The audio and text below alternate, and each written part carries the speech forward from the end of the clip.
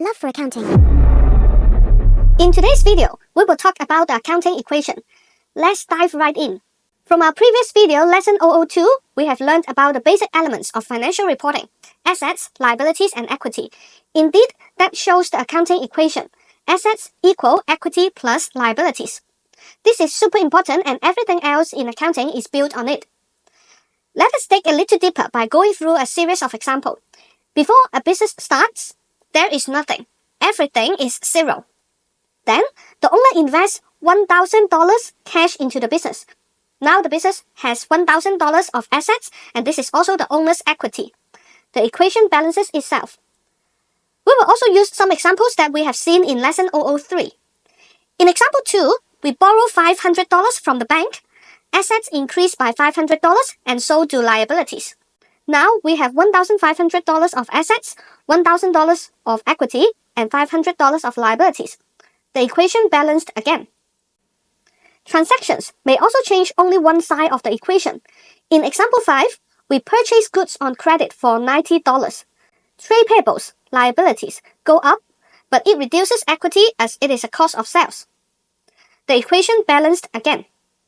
In example 6, repayment of bank loan reduces both assets and liabilities, which is the reverse of bank loan taken out. In the last example, we purchase machinery for $450. We will have more assets because of the machinery, but at the same time we need to pay cash for the asset. The equation remains unchanged and balanced. The accounting equation is always balanced unless you make mistakes in recording your transactions. The balancing of the accounting equation is based on the dual aspect concept in making accounting records, that is, the famous double entry system in modern accounting. The double entry system requires that for every transaction, an entry is recorded in at least 2 accounts, as a debit and a corresponding credit.